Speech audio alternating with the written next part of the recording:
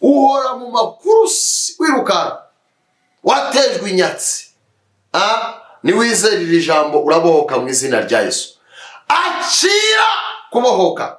Kongera guhura nawe ngewe wumva kuri iyi mikoro kamera y'ine ya YouTube uko bisanzwe iteka.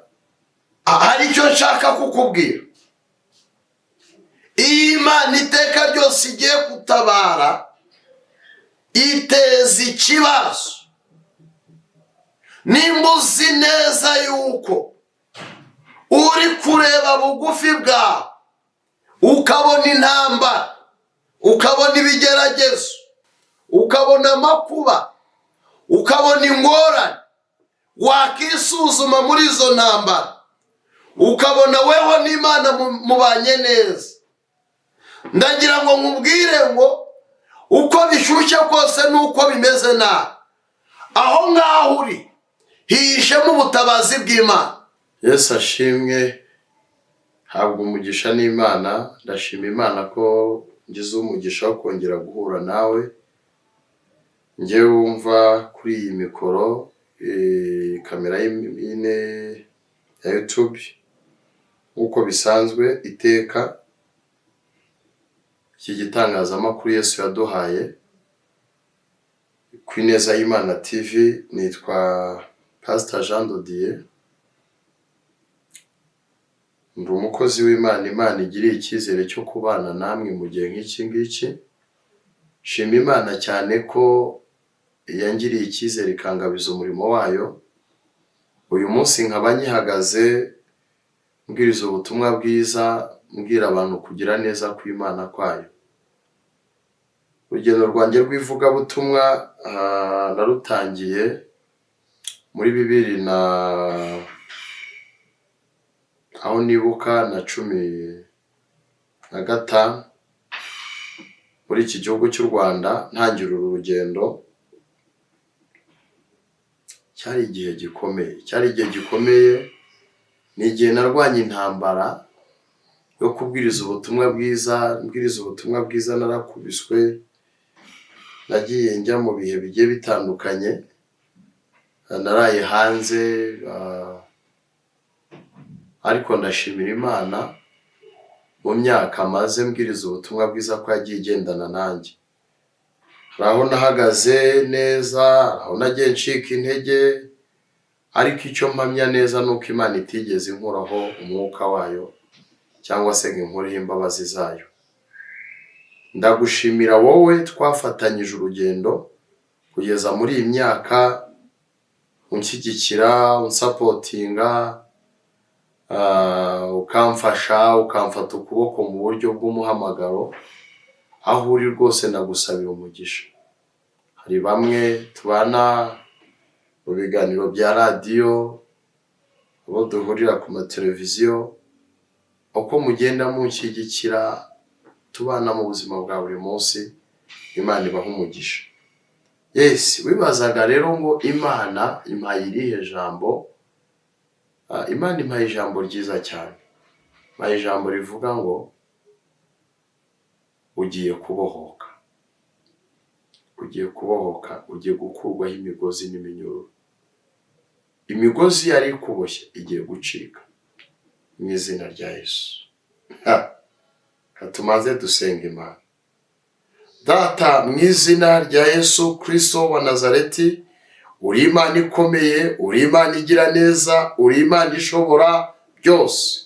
Wanesheje urupfu, unesha ikuzimu, ufata Satani, uramuhambira, umwambura ubutware, umwambura imfunguzo, ufungurira abera. Ndi umugabo wo guhamya yuko uri Imana igira neza. Uyu mwanya ngiye kuvuga ijambo ryawe, ubane nanjye, imbaraga zawe zibane nanjye, umwuka wawe umbeho. Mwami, ntaba ari njye, ahubwo izina rye rihabwe icyubahiro. Mu izina rya Yesu, amen. Imana impaye ijambo rivuga ngo iminyururu yose yari kuriho irakuvaho. Iminyururu bakubohesheje iracika mu izina rya Yesu. Kadusome ijambo ry'Imana twifashishije Bibiliya, Yeremiya ibice 40 umurongo wa 4. Titira amagambo iravuga ngo Yeremiya atura imisipa. Umurongo wa 4 hari ijambo rivuga ngo noneho rero uyu munsi ndakubohora ngukureho iminyururu iri ku maboko yawe. Nushaka ko tujyana i Babuloni uze tugende, nzakugirira neza. Ariko nudashaka ko tujyanayo urore. Dore igihugu cyose, hano niho narindi, dore igihugu cyose kiri imbere yawe, aho ubona hakunogeye abariho ujya. Akira neza ijambo ry'Imana. Imana ikuzaniye ibihe byo gushima. Imana ikuzaniye ibihe byo kubona kugira neza kwayo. Haleluya. Yeremiya yahagaze mu gihe yahamije Imana. Abahanuzi, abatanzi, abantu bari bugufi bwe nibo bagize impamvu ndende yo kumurwanya. Ntabwo nzi igihe uri gucamo uyu munsi. Ntabwo nzi ibyo uri kugongana nabyo. Ntabwo nzi ambutiyaje uhagazemo uyu munsi. Ariko icyo nzi cyo, ibikurwanya byose, ibiguhiga byose, birimo biragusunikira mu mugisha wawe.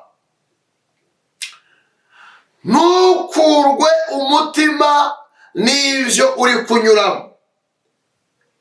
Ntiwemere kumanika amaboko. Imana ibana na Yeremiya. Yeremiya igihe yarimo avuga ibyaha by'Abisiraheli, icyo gihe yatewe amabuye, bamujyanye mu nzu y'imbohe, bamukingiranye mu bikari by'inyuma. Abazi Bibiliya baza ahantu Imana imubwira ngo nabaza ndagutabara nkwereka ibiruhije utamenya. Ahantu Yeremiya yari yagambaniwe n'abatambyi, nta yindi misiyo bari bafite yari yo kumwica. Kera kabaye Nebukadinezari ahaguruka ari Imana imuhagurukije, atangatanga Abisiraheli, arabafata bagira imbohe. Hari umwami bitaga Sedekiya w'i Buyuda, anogorwamo amaso. Hari icyo nshaka kukubwira. Iyo Imana iteka ryose igiye gutabara, iteza ikibazo. Nimba uzi neza yuko uri kureba bugufi bwawe, ukabona intambara, ukabona ibigeragezo, ukabona amakuba, ukabona ingorane, wakisuzuma muri izo ntambara, ukabona weho n'Imana mubanye neza. Ndagira ngo nkubwire ngo uko bishyushye kose nuko bimeze nabi, aho ngaho uri hihishemo ubutabazi bw'Imana. Wireba abapfa, wireba abahura n'ibibazo, wigendera ku nkuru ya kanaka ngo byaranze. Wowe gendana n'igihe, gendana n'amakuru. Ababa bashyira mu minyururu, na Yeremiya bamujyanye muri iyi minyururu. Nebukadinezari niwe wanditse avuga ngo abo bantu mujyane ari imbohe. Harimo uwo bita Yeremiya. Uwo Yeremiya mumubohore, mumurekure agende.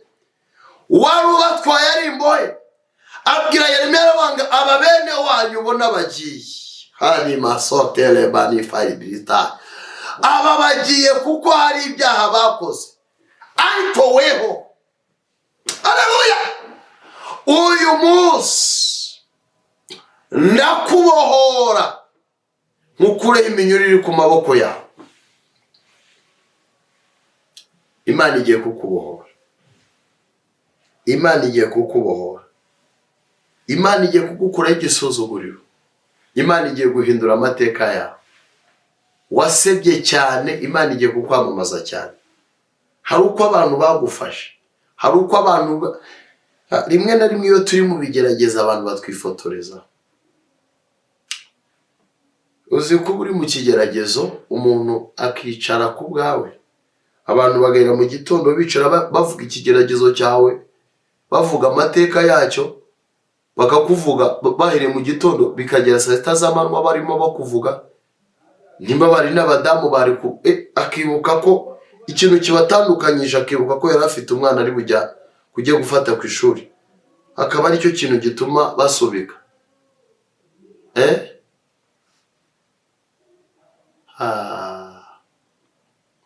Imana igiye kukubohora, Imana igiye kugukuraho imigozi, Imana igiye kugukuraho iminyururu bakubohesheje. Yeremiya Imana yamubwira ngo noneho nubwo uyu yaravugaga amubwira ngo uyu munsi ndakubohora nkuvaneho iminyururu iri ku maboko yawe, ariko uyu siwe wagombaga kubohora, ahubwo n'Imana yari itegetse ngo Yeremiya abohoke.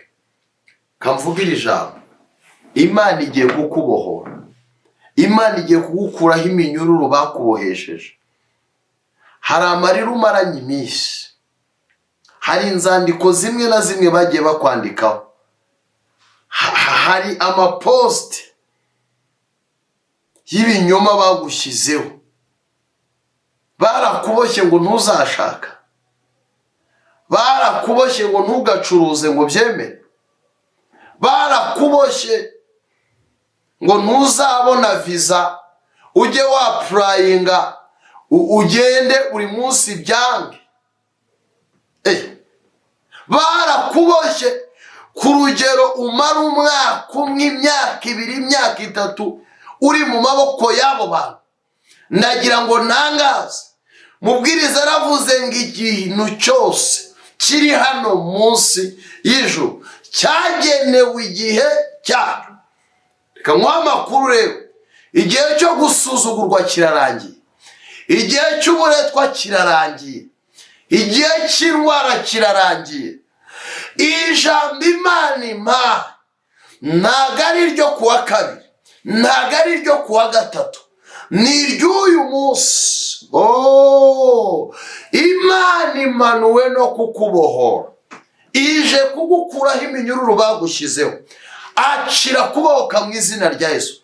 Birashoboka yuko uboshwe n'uburwayi igihe kinini cyane, birashoboka ko uboshwe n'amadeni, rimwe rivaho irindi riza, bimwe babiteje cyamunara, uhora mu makuru wirukanka, watejwe inyatsi. Niwizerera ijambo urabohoka mu izina rya Yesu. Akira kubohoka. Jambo ravuze ngo uyu munsi NSTDB ni for egre, ndakubohora nkuvaneho iminyururu iri ku maboko ya. Nushaka ko tujyana i Babuloni uze tugende, nzakugirira neza, ariko nutabishaka urore. Dore igihugu cyose kiri imbere yawe, aho ubona hakunogeye abari hujya. Igihe cyawe kiraje. Akira kubohoka, akira gutera imbere, akira gushaka, akira kubyara, akira guseka nk'abana. Ako gahinda ugendanye igihe kinini cyane, iyo ngwa yari kurimo Imana irayisezereye. Akira kubohoka. Ngiye kugusengera, ariko ndagira ngo nkubwire ngo ntabwo uwo mwuka ufite ububasha buri hejuru y'Imana. Ijambo ry'Imana ryambwiye ngo nze nkubwire ngo Imana irakubohoye, Imana igukuyeho imigozi n'iminyururu bakubohesheje, aho bavuze ko utazagera, Imana itanze uburenganzira ngo ugiye kuhagera. Ibyo bavuze ko utazatunga, Imana igiye kubigutungisha. Imigenzo n'imihango yose bakoze ku buzima bwawe, Imana igukuyeho. akira kubohoka, akira kubohoka. Reka musengere. Data mu izina rya Yesu, ndagushimye ko ubohoye umwana wawe, ukaba uhinduye ubuzima bwe, ukaba uhinduye amateka ye. Uyu mukobwa uramubohoye, uyu muhungu uramubohoye, uyu mugabo uramubohoye, uyu musore arabohotse mu izina rya Yesu. Mpamagaye imbaraga z'Imana, mpamagaye n'umwuka we. Mwami Yesu, urakoze gucagaguye imigozi n'iminyururu. Wari urwaye arakize, wari ufite amadeni niyakira amafaranga mu izina rya Yesu. Wari ufite igishakwe, urugo rwaranze, ndaturaka amahoro abonetse mu rugo rwe, agiye kubaka bikemera. Ndasengera umuntu wese wizeye iri jambo, waruboshye kugira ngo abohoke, akurweho imigozi n'iminyururu mu izina rya Yesu. Amen.